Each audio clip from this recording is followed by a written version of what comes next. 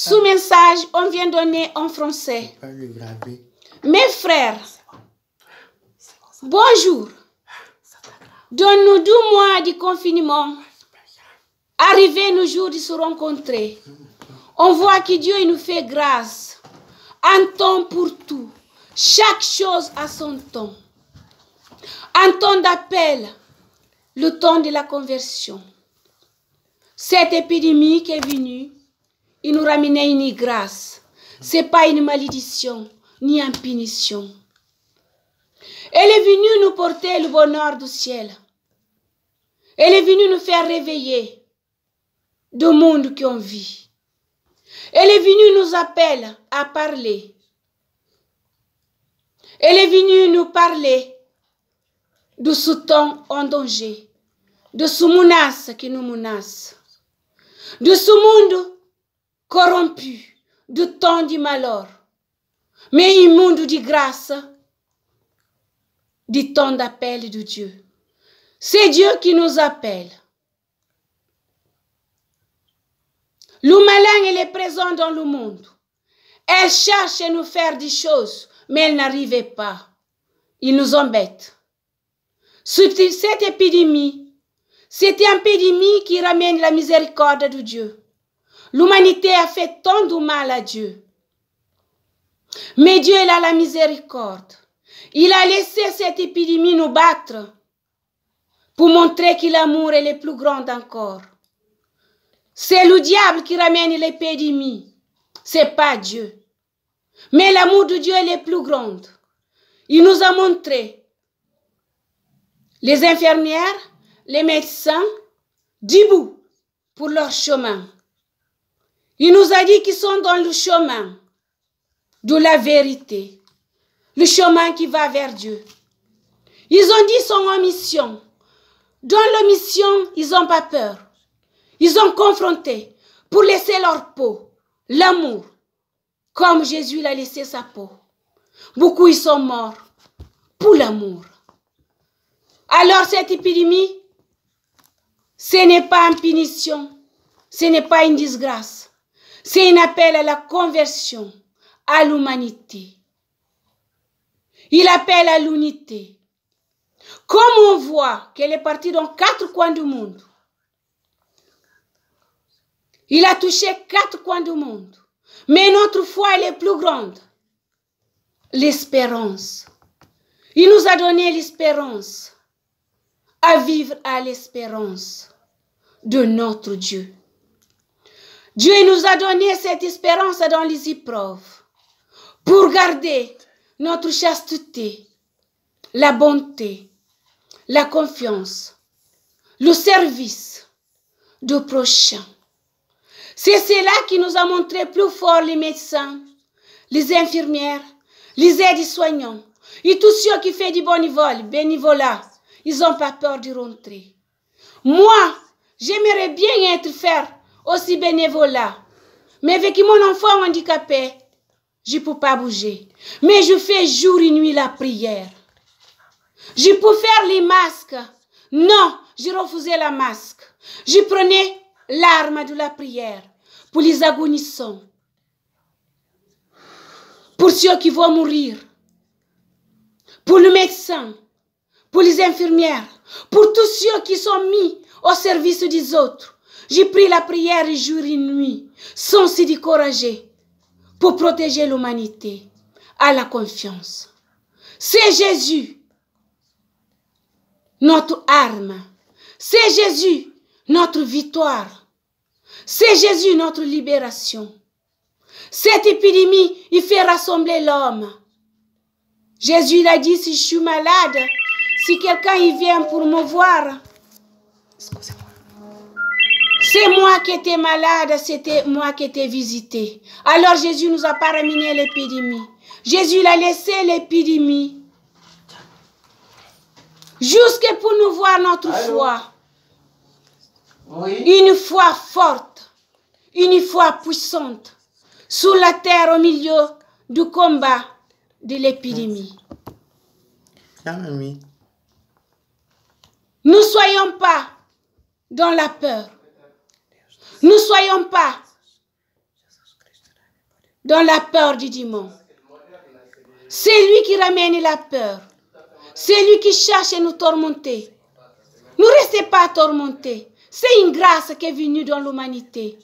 L'évangile, il est là, personne ne fait attention. L'Ancien Testament, personne ne fait attention. Là, il y a quelque chose qui est venu pour parler à la place de Dieu. C'est le malin qui ramène. Dieu, c'est l'amour. Dieu, c'est l'amitié. Dieu, c'est la paix. Dieu, c'est pas la guerre. Comme tous, ils ont fait le travail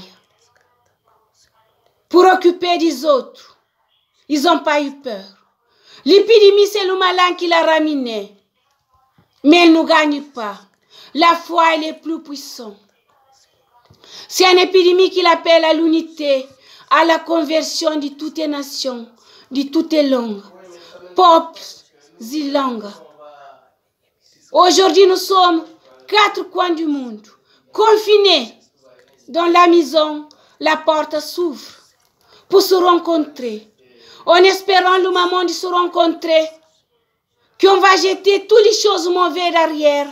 On prend les bonnes choses devant nous pour suivre le chemin que Dieu nous appelle. Le chemin de l'unité. Juifs et musulmans, je vous rappelle encore, vous venez ensemble. C'est Jésus qui va venir pour sauver le peuple. Nations et langues. C'est lui le chemin, la vérité et la vie.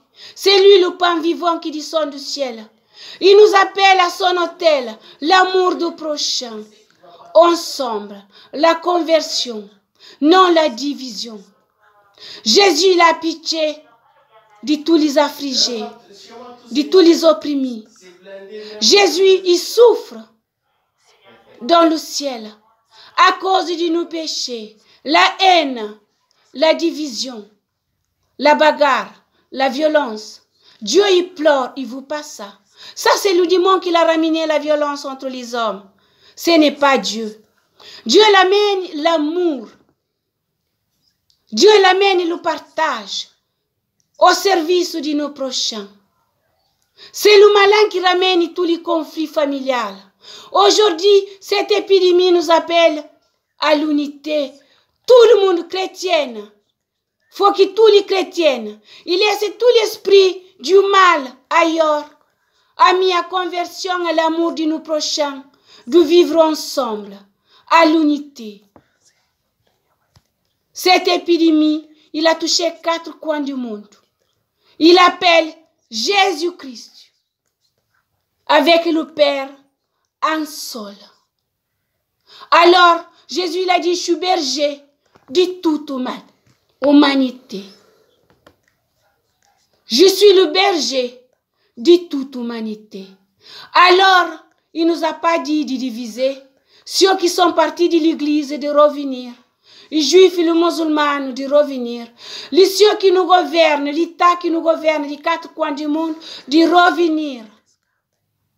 Aujourd'hui, on est arrivé pour éviter tant de catastrophes encore que devant nos yeux, devant nous, pour empêcher le malheur, les accidents, de revenir vers nous. Il nous appelle à la conversion ensemble, à la prière.